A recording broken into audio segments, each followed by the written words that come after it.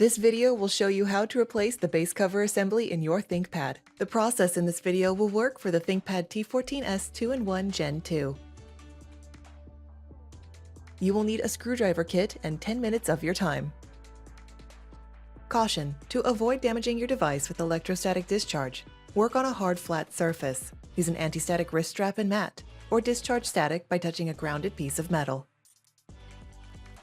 First, you must disable your built-in battery before removing any parts. Disconnect the power adapter. Press the power button. Tap the F1 key repeatedly to enter the setup menu.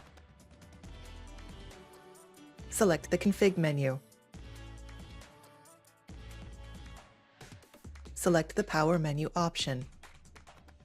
Select the disable built-in battery menu option. Select yes in the confirmation box. The system will shut down and the battery is disabled. Remove the pen from the slot. Loosen 5 captive screws on the bottom of the system. The captive screws do not come out of the base cover. Do not try to remove them. Starting near the hinges, lift the cover to release the clips and remove the cover from the system.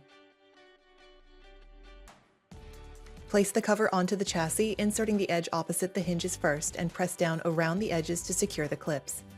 Tighten 5 captive screws on the bottom of the system.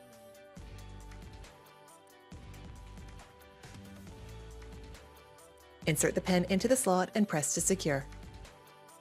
Plug in the power adapter and connect it to your computer to re-enable the built-in battery. You can find links to additional resources such as repair guides and the Lenovo parts store in the video description. For even more resources like user guides and manuals, visit the product page for your device at pcsupport.lenovo.com. For more information on your Lenovo devices, subscribe to Lenovo Support on YouTube.